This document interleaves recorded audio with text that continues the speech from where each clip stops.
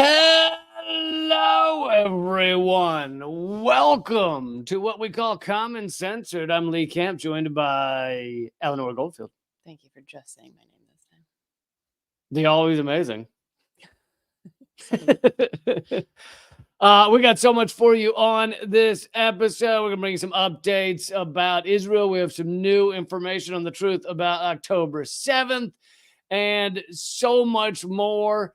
Some interesting movement on Biden possibly ending the ongoing persecution and torture of journalist, publisher Julian Assange.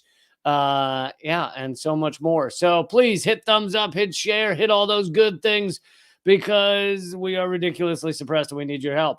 Hello to everybody. All right. But let's start off with just kind of, these are kind of some shorter updates as to what's going on in various areas of the world. Why can't I find this one? The U.S. is restricting travel for Israel staff as Iran attack fears rise. Attack fears rise. Basically, the whole world believes Iran will soon attack Israel as a response to Israel blowing up their embassy in Syria and killing 7 of their officials. Which kind of sorry about that. Which kind of I feel like the thing you should gather from that, the moral you should learn, like from a children's story, is don't blow up somebody's embassy. Like that would be a good. The story I was getting was that Israel's trying to make friends, and it's only because people hate their democracy, their freedom. That's true. People are very anti-Israeli apartheid democracy. It's kind of like how when the U.S. invaded Iraq and Afghanistan, the only reason people were fighting back in those countries is because they hate our freedom. Also, it's because we gave them too many chocolate. They gave us too many chocolates and roses. And yeah. Wait, who gave who chocolates and roses? We get chocolates and roses? They're going to greet us with chocolates and roses? Or do we give out chocolates? Because Victoria Nuland was in the square during the Maidan coup handing out chocolates and things. Like, was it good chocolate or was it like some Hershey's bullshit? I mean, she's American, so I'm sure it was Hershey's bullshit. Okay, well then, that's not chocolate. All right. So, yeah, there's an amping up of fears of regional war, and here's another article about that. Gulf states are warning the U.S. not to launch strikes on Iran from their territory or their airspace. Yeah, Qatar and Kuwait have basically told the U.S., like, look, if you're going to try to get into this shit with Iran, we don't want to be your launch pad, literally or figuratively, which is a huge deal because I don't know if you've seen the map. There's a great map that shows the number of U.S. military bases that basically encircle Iran. So if the U.S. doesn't have access to some of those bases, it's greatly handicapped in its ability to wage this totally pointless and unnecessary war against Iran. Well, it is very belligerent of them, though, to put their country between all of our bases like that. I mean, what did they expect when they were picking that locale? Some 4,000 odd years ago. But this also is these countries that are traditional U.S. allies, Qatar and Kuwait, since we, helped take over Kuwait or whatever we did with the first Iraq War. Babies and incubators. Yes. Were they an ally, the babies in the incubators? I can't remember if they allied with us or not, but it shows that even these allies are slightly, I don't mean strongly, but slightly standing up against the waning U.S. empire. The U.S. is losing the ability to just make every country bend over the moment they say so. So we are seeing various countries, many around the world, taking steps to push back. So that is a good thing. It is. This is an update to a story I covered yesterday. The House was debating this surveillance bill to allow the U.S. government to continue to violate all your rights because, as you all well know, one of the things the U.S. government does best is violate all your rights. They're actually top notch. Okay, of all the notches, they are the top one. Yeah, I don't know what that expression comes from. There are 19 notches. So I thought notches on your belt were how many people you slept with. I Or thought how that many was people on you your. killed? I thought that was on the headboard of your bed. Wait, how many people you killed or slept with? Boy, you don't want to get those two mixed up. I've heard both in separate conversations. So this bill that was being debated and weirdly was being stopped by some Republicans, a small group of Republicans was actually stopping it from getting through because, believe it or not, it is now a small group of lunatic Republicans who are the ones defending your rights against being surveilled at all hours without a warrant or charges or even suspicion.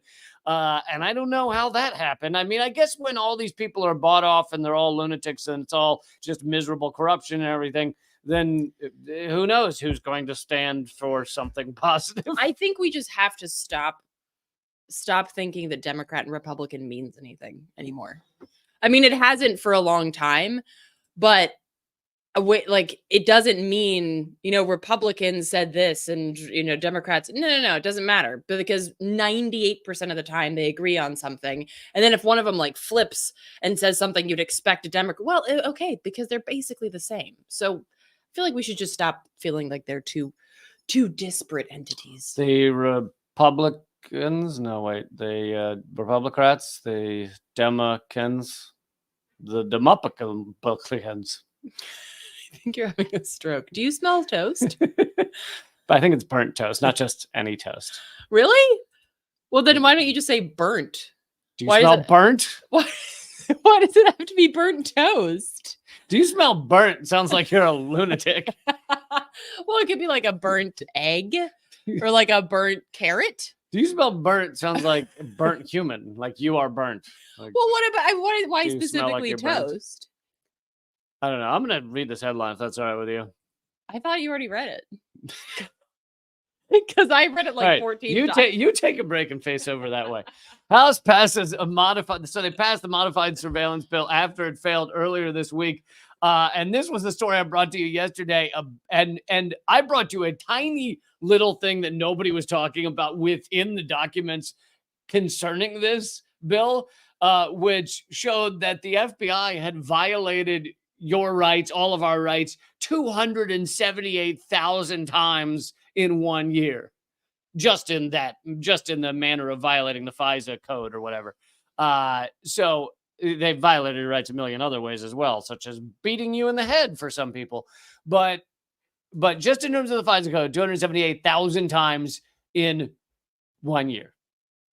And the House just passed to basically continue that, to allow that.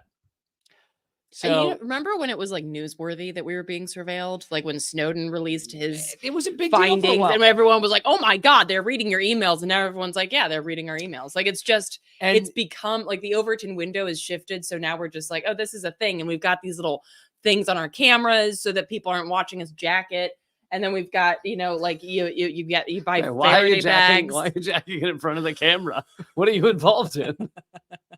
I'm assuming like a lot of people with a friend via Zoom or something. I don't know. I'm not really of the digital age. Okay. I still do it analog, but whatever. Mm-hmm. But it's just become, it's like, and people are still saying that same stupid line. Oh, I have nothing to hide. And I just have to say this because I was reminded of it the other day because a friend of mine asked me if I'd read the Glenn Greenwald's book on this. Glenn Greenwald now notwithstanding, but and I went to go see him speak when he was on his book tour for it, and he said, I hate when people say I have nothing to hide, because then I just say, okay, here's a piece of paper, write down all of your login information and your passwords. All your passwords. I'm not going to delete anything. I won't send an email. I just want to read it. Like, I just want to look through it. And nobody, surprisingly, gave him that login information. It's like not a single person has offered it to me, despite having nothing to hide. And it's like, that's not the point. The point isn't whether you're planning, to kill your loved one and take the life insurance. It's about whether you want people reading your shit and sticking their noses into your private life. Well, also, if you take the entirety of someone's existence and you can get into it and see it all, and then you pick and take little pieces and little sentences here or things there, and you can put it together in a way that could destroy them or harm them, no matter who they are. They could be a goddamn saint. You can go through anybody's, 20-page of tax information and find out they forgot to declare, an antique Grundle scrubber that they bought down at the market, and that you can get them, for tax fraud or whatever. Like, wait, do you have to declare if you have enough, yeah, I mean, you're supposed to, yeah. Only the Grundle scrubbers, not the other things. But if you have enough information, you can use it to abuse people. And so even if you're doing everything right or trying to do everything right, you just go, yeah, just sleep. Yeah. Okay, thank you. So, I mean, I agree with you because, yeah, you were yes-anding me. So I feel like we could yes and our way to the end of this live stream with just this one topic, but I wanted to allow the space for us to move on. So I just didn't say anything. Allow the space for some awkward silence. It's good to just It's only awkward silence if you think it's awkwardly. Otherwise, it's just silence. So, all right, moving on to one of our main topics here is I wanted to bring, these are more updates, and some of them I've already covered, but there's new information as well in terms of the truth about October 7th, what actually went down on October 7th. I know that many of the things that are revelatory about October 7th, you may have already heard on my live streams or some other independent media, almost definitely not from mainstream media. But I thought that this video is a pretty excellent one. It was put together by Double Down News, but it's actually an Al Jazeera reporter so Al Jazeera has a documentary on YouTube that you can watch called October 7th or The Truth About It or something like that. But anyway, that one is, an hour long, and it also shows a lot of gruesome dead bodies and stuff that I'm not going to show here. So, but this kind of breaks it all down. Some of the most like shocking things about October 7th, breaks it down into much smaller, digestible snippets. And so I want to show some of those. I'm sorry, I don't know the name of this reporter, but anyway, he's with Richard Al Jazeera. Is that it, Richard Sanders? Or no, he's the one who put it together. He must have put it together. Okay. Yeah. Sorry, never mind. But anyway, he's with Al Jazeera Investigates. And they spent, who knows how long Al Jazeera Investigates spent trying to figure this out. And he actually, I'm not going to play it, but he talks about how their documentary with all these revelations about October 7th has been met by silence by mainstream media. I know you're not shocked, but still, silence. Oh, it always does this when it's been paused for a minute. Maybe it's mainstream. Oh.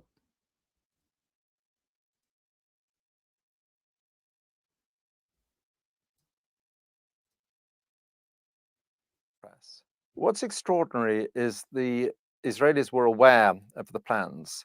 Hamas were actually training quite openly for this operation, and they were actually placing the training videos online so anyone could view them. Okay, that even shocked me. I knew that Israel knew about this. Even the New York Times, and I covered this when it came out. Let's see, where is this one?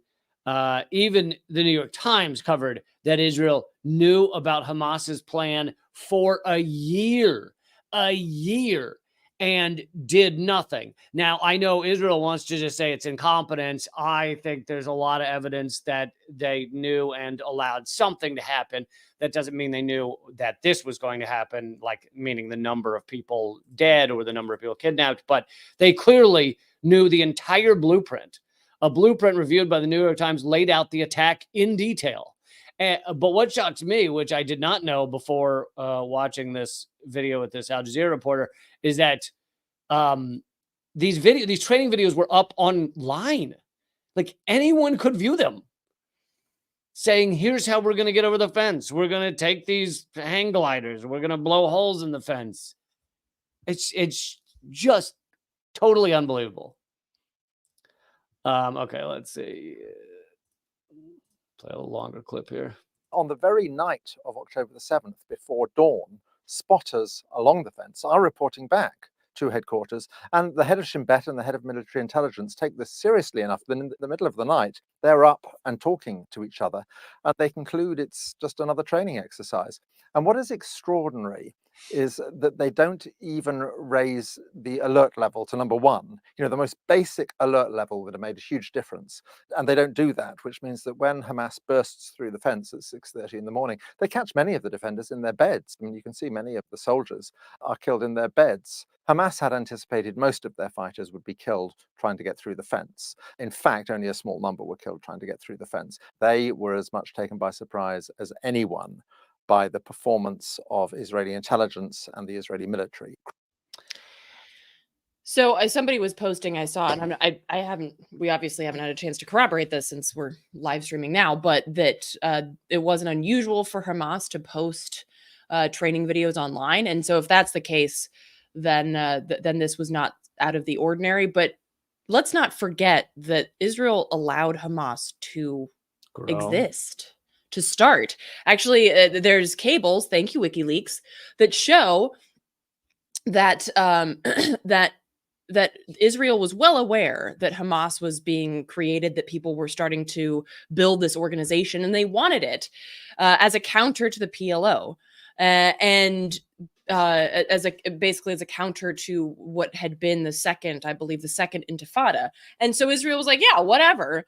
And so again, like, this is the most surveilled place on the planet. They count the calories of Palestinians in Gaza. The idea that Israel didn't know about this, didn't know about Hamas, it's like they've watched this. It's like watching it's like the Truman Show. They've been watching this thing grow since birth. Yep. So they can't claim to be like, I'm sorry, I've never heard of Truman. Like, if you watch the whole thing happen. They even had it walled in like the Truman Show, but less pretty.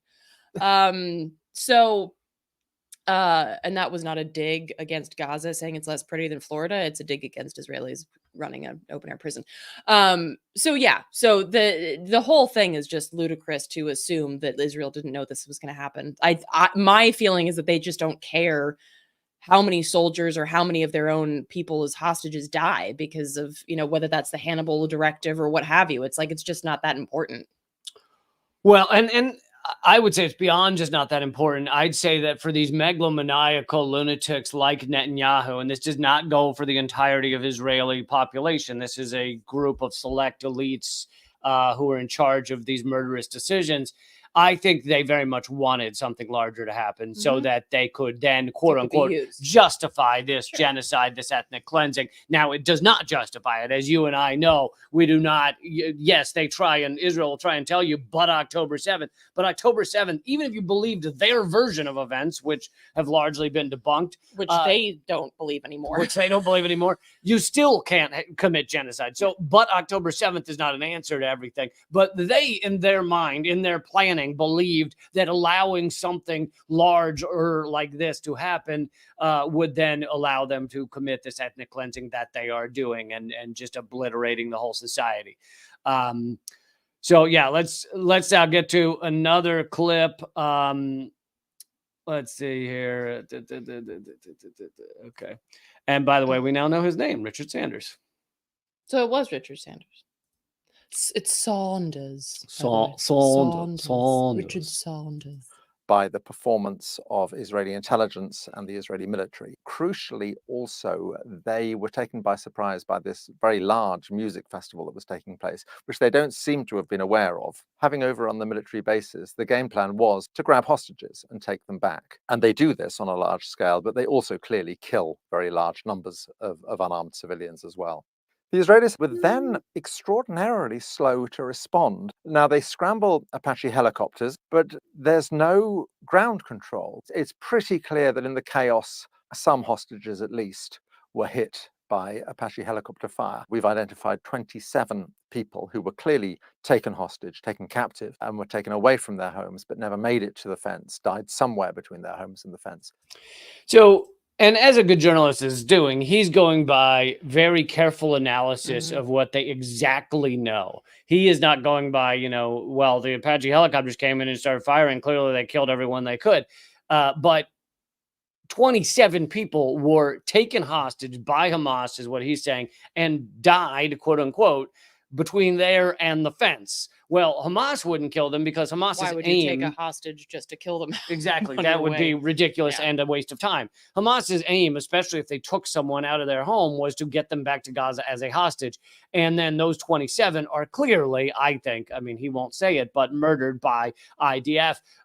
He also kind of did. I mean, he said Apache helicopters, and obviously Hamas did not have Apache helicopters. Yeah. so- Yeah. No, he's saying IDF, but he's saying 27 people died between their homes in Gaza, okay, I as see what you're opposed to saying. saying Yeah, the yeah, IDF yeah. murdered 27 people.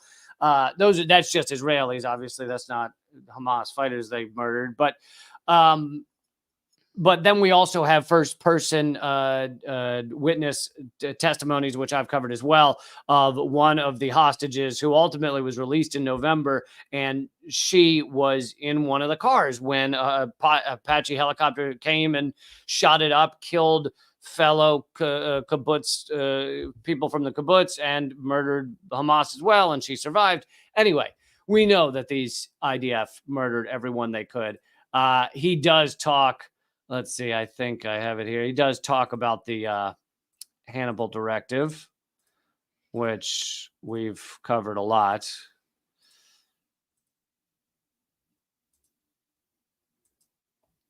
The army revived the Hannibal Directive, put it into effect. 70 vehicles were hit. At least in some of the cases, everyone in the vehicle was killed. The Israeli military does not deny the report. See, I did not know. That's something I didn't know, is that the Israeli military has also admitted that the Hannibal Directive was put back into effect, and the Hannibal Directive says kill everyone. I didn't know it was out of effect. Yeah, he claims that from their research, and I think Israel claims this as well, that although they had it for a time, their military then stopped using it as the predominant way of operating, but it was brought back into effect on that day. Anyway. Okay. Either way, it doesn't. The point is, it was definitely happening right. that day. Yeah. Peculiarity of the days after October 7 is that the Israeli media and subsequently the international media choose to focus not on the very real and extensive crimes that Hamas and others did commit, but on crimes they did not commit. And this had two focuses. In the days immediately after, it's to do with babies. The most dramatic one is we see an allegation that there were 40 babies killed, many of them beheaded. This is very simple to deal with because we have a comprehensive list of the dead.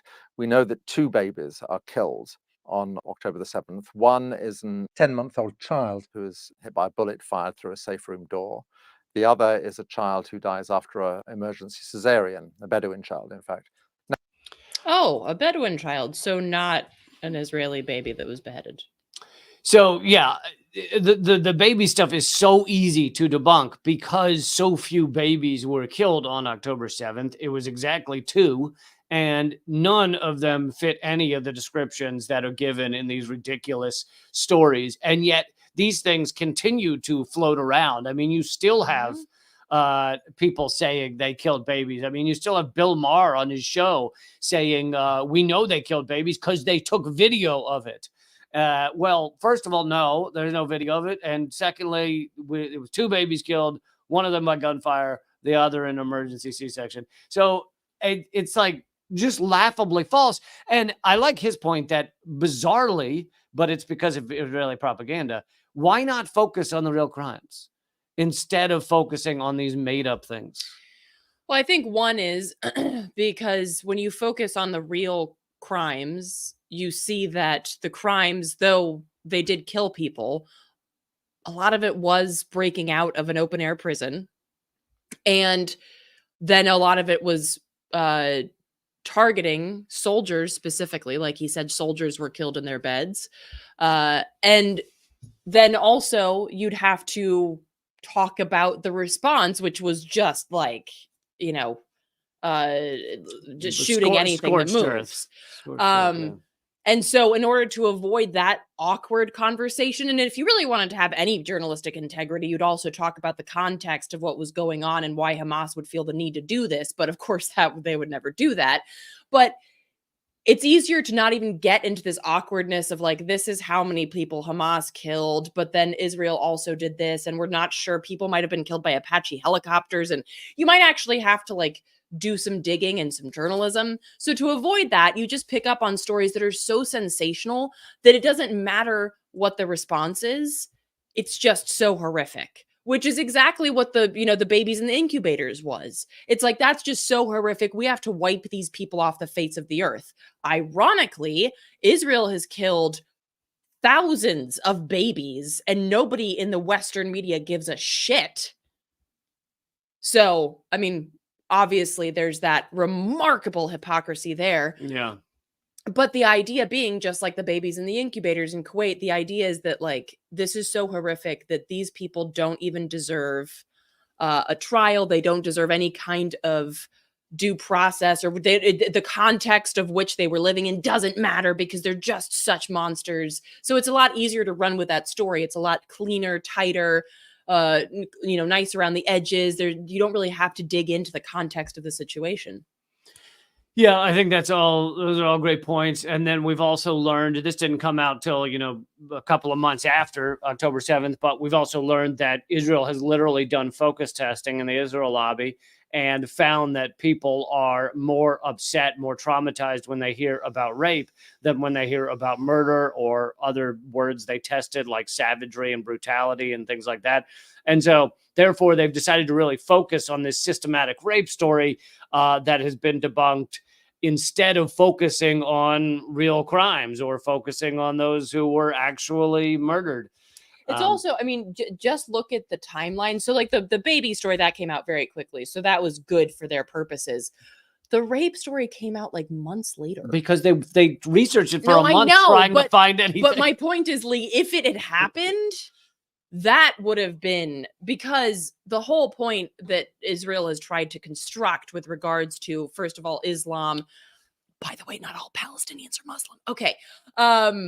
With regards to Islam and with regards to this extreme hatred that Palestinians have for Jews, is rape as a form of war crimes, right? It's the same thing that you'd see like in the in the United States, right? Oh, black man rapes white woman. They're coming for our women, right? Yeah. And so that kind of storyline is so powerful, right? With regards to really bringing this ire, this extreme right-wing Zionist ire to the fore. You would have heard about that immediately, because it would have just fit their narrative so perfectly. There's no way they would have let even like a single rape go unnoticed, much less just like a systematic raping of women. There's no way they would have let that go and waited months. No, that's it's just so absurd. Meanwhile, I think it might be a good time to bring up the fact that Palestinians are systematically raped and sexually abused inside Israeli prisons and jails. So there is a truth to the story. It's just the reverse. Let's get real quick to a clip of this about the systematic rape story. Oh, God, that guy makes my... Dozens of children, bound them up, burned them. It's all fake. And executed them. Is he talking about what Israel's done? Yeah. Israel has like executed 5-year-olds at point blank range. They just took a clip of where he was telling them what to do, and they made it look like he was, No, this is literally him talking about October 7th, and it's all made up. It's all fake. Terribly important, this, because it was entirely untrue. We know the house he's talking about. He's talking about the house in Kibbutz Be'eri, which was the house that was stormed by Israeli police and military, and where it is almost certain that all of the hostages were killed by the Israeli police and military. There were 2 children there, 2 twins, but no other children. So we know the story is untrue. Mr. Landau told a number of other stories. There's one particularly notorious one about... He's referring to Zaka, and this guy Landau, who has been, every story he tells is completely fake.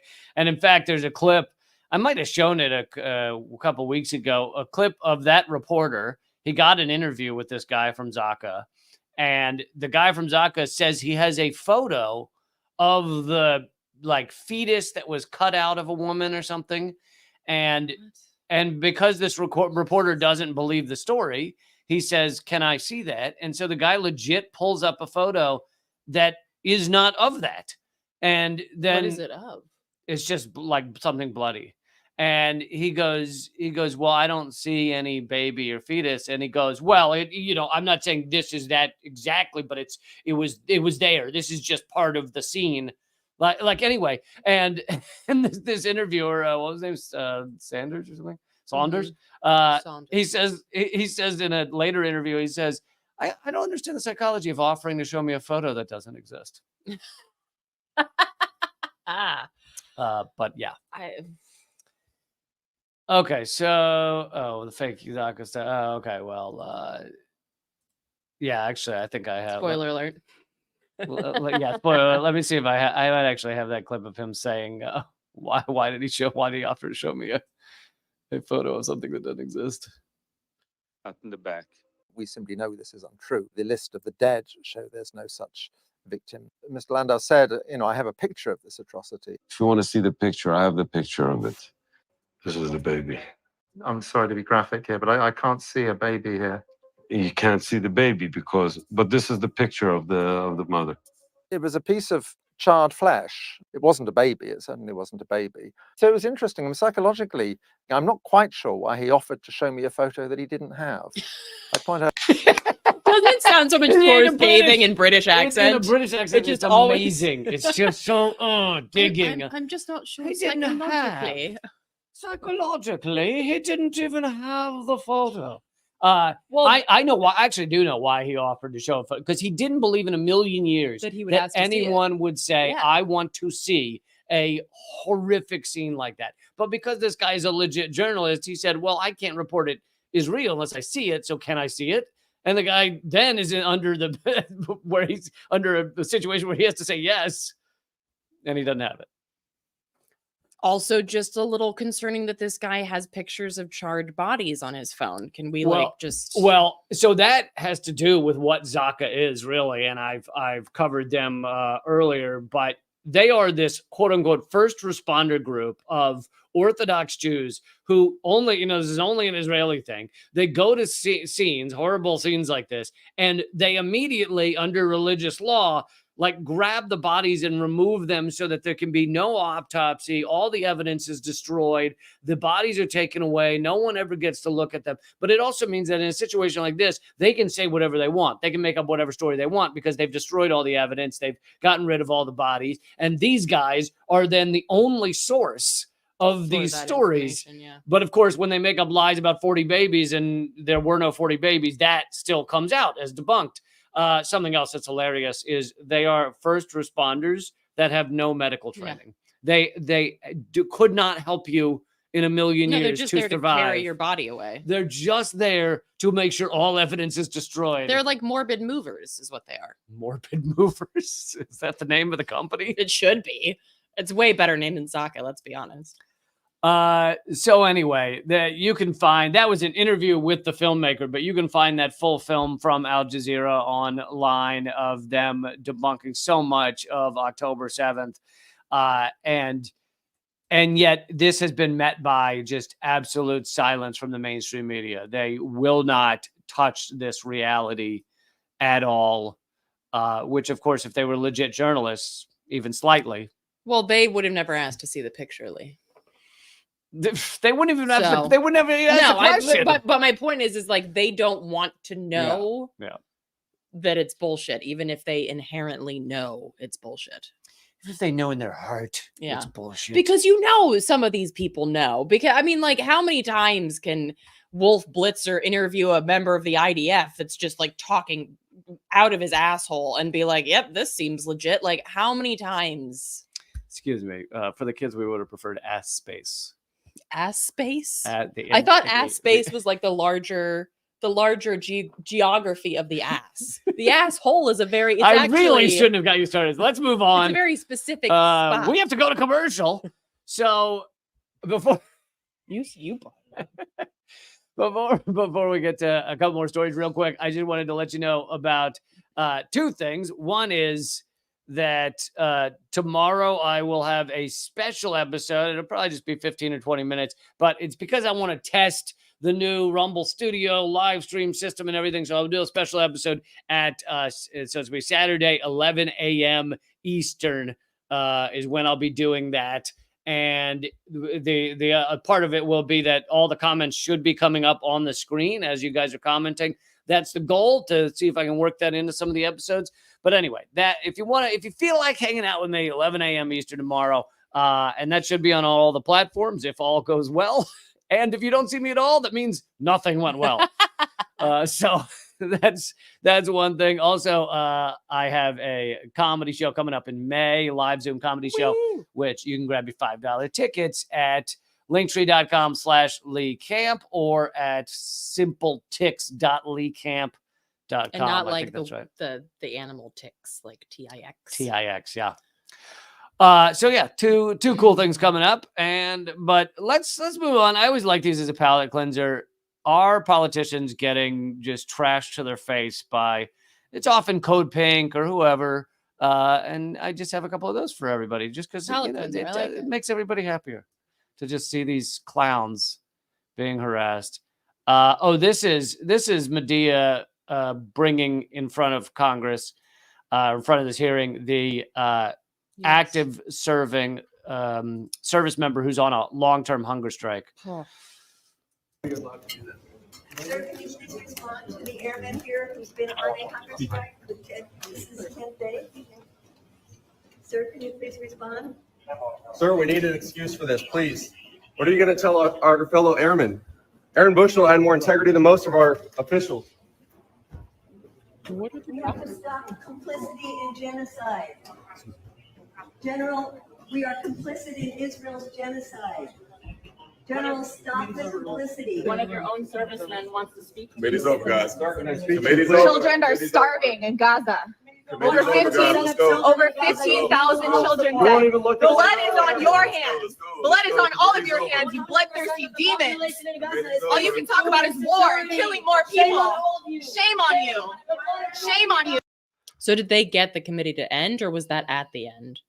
Unclear. I'm not clear on that. I do know that, I don't know whether that's the same scene or not, but I think the general she's talking to is Lloyd Austin, the Secretary of Defense. I could be wrong, because I do know that Lloyd Austin was confronted by protesters saying he is complicit in genocide, because I played the clip of Tom Cotton asking him to respond to that. Now, Tom Cotton is pro-genocide and loves it, and basically just wanted Lloyd Austin to slap it down.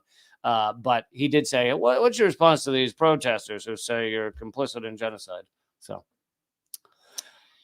Well, yeah, I mean, Code Pink has been doing great work for years, of disrupting Congress. And I think it's important to recognize that these people should never feel comfortable. They should never feel comfortable sitting there talking about murdering, I was going to say children, but really anybody. They should never feel comfortable just sitting up there talking about it like they're ordering a latte. It is so grotesque. So yeah, good for Medea. I don't know how she does this every single day. I'm amazed they let her in anymore. I get that they legally are supposed to, but. Well, yeah, and there's some kind of, there's I'm not sure exactly what the difference is, but I'm not allowed to go into FERC. The Federal Energy Regulatory Commission. But clearly, because you stood up and protested at FERC, and then they put you on a blacklist, right? Well, so I stood up and protested once. Then I was allowed into the auxiliary room or whatever, where you can't actually disrupt it, but there's a screen of the committee. And then the third time, they were like, "You're on a list," and I'm like, "You have a list? This is a government building." That's the thing, is Medea is on every list they've ever had, but she's still allowed in. There must be some kind of difference. Yeah. Congressional buildings have to be open, even if you're Medea Benjamin, I guess. Let's play one more. This is Nancy Pelosi, because again, it is so nice to see these things and see them not getting comfortable. See, you are complicit in genocide. The blood of over 15,000 Palestinian babies is on your hands. How can you be a Democrat and say you hold democratic values while over 100,000 innocent Palestinian civilians have been massacred with bombs that you paid for? We will not be shamed into voting for you or Genocide Joe and your massacreist policy. My family back home in Palestine is being killed. Their blood is on your hands. And David Axelrod, shame on you and every one of the Democratic elite that want to shame us for voting for Genocide Joe. 80% of Democrats support a ceasefire. Shame on you. Shame on you. Nancy Pelosi. I resent. You can say whatever you want about me, but I resent you saying Genocide Joe. Okay, but you don't resent the fact that 15,000 Palestinian children have died? I feel like that's what you should resent. I also always am amazed at these sack of shit liberals in these audience who are like, boo, let Nancy speak. Yeah, she doesn't have enough of a platform, okay? Nancy's talking right now. Don't tell her about her genocide. It's always amazing me. And last thing about Israel, I thought people would appreciate this as tax day approaches. Great post by an account called Holding Biden Accountable. I love this account, by the way. Whoever runs this is doing great work. So I know you can see it on the screen, but don't look at the highlight on the screen and try and guess what this is from. If a government uses the funds raised by taxation to wage illegal war or to commit genocide, crimes against humanity, or war crimes, then a taxpayer's normal duty to pay tax is reversed and becomes a duty to refuse to pay tax. That is coming from the Nuremberg War Crimes Tribunal of 1946. Mm-hmm. And I imagine a lot of Jewish citizens who ultimately moved to Israel or their family moved to Israel after the Holocaust were very, very much endorsed this sentiment at that time of saying, yeah, those Germans should not have paid their taxes because a genocide was being committed and they should not have given money to support genocide. It also points out that citizens are forbidden from taking part in a war on the side of the aggressor. I feel like that hits really hard for the U.S. too. Yeah. This duty to refuse to obey unlawful government orders includes orders to pay tax. I don't know. This is pretty incredible. Coming from the Nuremberg Tribunal. Whoa, Landrew. Thank you so much for the donation. I can't thank you enough for supporting this show. You rock. Really, really appreciate it. Thank you, Landrew. You guys, the super chats really do help. This show's suppressed, our stuff's suppressed, my stuff's suppressed. So thank you for helping make this show possible. And Landrew, solidarity, my friend. Okay, so let's get to. So just in case any of you try to use that in court when you're dragged in front of a judge because you refuse to pay taxes, we are not saying it will get you out. Yeah, no, we're not. Although there are a couple of Americans who've successfully won court cases saying there's no legality. There's actually not in the law that you have to pay federal taxes, but most have lost that fight. So well, and it's also a hell of a fight. Like it's a long fight. And many also, years. I would just like to point out that they can take a lot from you. Yeah, no, they can hurt you and make your life a living hell. Thank you so much, Alex, for the donation and for helping support this show. Okay, let's get to, it's kind of complicated, but it is an important story about the European Parliament. I mean, it is and it isn't. And we don't have to get into the details, even though I know some of the details. But the point is just that the point is mostly greenwashing. And this happens here in the US as well. So even though I think we should care about what's happening in Europe as well, it does have a direct link to the US as well. So basically, this is the story from the Canary, and you can find them over at radindymedia.com. So, and I've interviewed a French farmer who was on Project Censored maybe like a month or so ago, who was talking about these proposed changes that the EU's Common Agricultural Policy, CAP, and basically saying that it was a lot of bullshit to basically force small farmers to pay for what the government should be doing vis-a-vis green, like the shift towards green and sustainable agriculture. Can I throw in here, because I know Sure. you're going to continue to kind of debunk this idea. A lot of people are highlighting this story, both in France and in other countries, as just these farmers are standing up against these green changes where it's just they changing things to have sustainability is bad for farmers, and they're standing up against it. But that's not all it is. It's much bigger than that. So go Yeah, ahead. and well, here's the thing. It's like kind of like with the yellow vests, if y'all remember that movement from France. There's a large spectrum on the political spectrum at play here. So as the farmer that David, the farmer that I interviewed, said, yeah, there are some farmers who are right wingers. Most of it's just because they're like rural conservatives, just like we have here in the US, not necessarily because they have some strong belief in those policies, just because it's always kind of how it's been there. But he said that, the what he's fighting too is that, thank you so much, Tyrell. So what they're fighting, like those who are not right wingers or conservative, isn't the idea of environmental legislation. It's the idea of making them pay, of making particularly small farmers pay. And I think it's important to note here that the EU ties subsidies to land area, which dumb. It's like saying the bigger the house you have, the more money you get. So if you have more land, you receive greater financial support from the EU. But really, who needs help from inflation, from these neoliberal policies, austerity policies, are small farmers. Like the man that I spoke to said, it's the smaller people that, or the smaller landowners and farmers who really need help, and they're not getting it. So they were fighting the context of these. And basically, the other problem is that a lot of these weren't going to do what they were claiming that they were going to do, right? It was a lot of greenwashing that would uplift these big agricultural, monoculture farms in the name of environmentalism, but really just lend itself to the loss of biodiversity and the perpetuation of monoculture and like the degradation of land and water. So people were protesting this, and the way that those headlines were shared was right-wing farmers hate climate. Like, no. Right.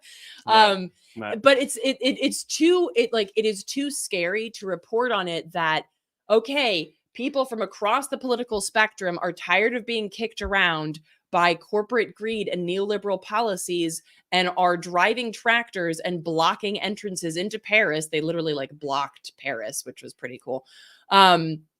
That is too scary to report on, because it means you could do the same thing here. You could drive tractors up to Washington, D.C. and block that shit and say that, no farms, no food. We need help. We need subsidies to boost biodiversity. We need subsidies to ensure that we're not wasting food, that we're growing things in accordance with the ecosystems that we're a part of. We need to make sure that big ag is just totally scrapped because it's bad for people, planet, and animals. Like, you could have that. That could be a thing that you do, and they would be stuck. But media has helped shift this debate so that, unfortunately, these shitty reforms have been pushed through to a certain extent, and there was a little bit of like they backpedaled a little bit in France, but not really in any meaningful way. Well, and something you kind of mentioned, but a real important part of this is it's making the farmers pay for, even when it's not greenwashing. So the part of these things that would actually be beneficial to the environment, et cetera, the part of this is not greenwashing. Even when it's positive, even when it's about sustainability, making the small guy pay for it, as opposed to the government, as opposed to the corporations that are destroying our world, that is what's wrong and what should not be done. So the protests against it are not just, oh, we don't want sustainability. It has to do with, like, you could have sustainability, but the payment for the shift should be on the government and the corporations, not on the little guy who just gets screwed. And also to note that that they pushed this through in the European Parliament without appropriate debate. So because they didn't want to get into that. So this is also another, like, when do they censor debate? When they know that shit is really shady. Right, right. So this is I mean, this is some bullshit on several levels, and I wanted to share it, not just because of course what happens in Europe matters, but because this is, you know, this is something that we need to be aware of. Like, if and when we could have any kind of legislation, which I'm not putting stock in legislation, but that that really deals with biodiversity loss and those kind of things, particularly in the farming sector, we need to be very aware of greenwashing, and we need to be very aware of placing the burden on farmers, especially small farmers. I want to say thank you to, it looks like, Suedeñas, who donated over on Rumble, said, looking forward to your comedy show. Thank you. Really appreciate it, Suedeñas. And Bobby, who threw in $10 over on Rumble, said, love you guys. You're amazing. Always great to see Eleanor. Thank you so much, guys. And Sable Miner over on Rumble. Thank you also for the donation. You guys are keeping this show running. Can't thank you enough. The podcast, by the way, is called Common Censored if you want to get it as a podcast. We are headed over to finish this up over at rumble.com/Lee Camp. It is free to watch there, as well as my locals page, rumble.com/Lee Camp, rumble.com/Lee Camp. Join us over there. We've got a big update on Julian Assange, although we'll see where it ultimately goes. But yeah, we got that and more. And thank you, Sailor Jerry, for the donation. Oh, yeah, Jerry. Thank you. But we're going to head over to rumble.com/Lee Camp. Join us over there. It's free to watch over there, and click follow when you get there. Okay, let's do it. Let's do it. Rumble.com/Lee Camp.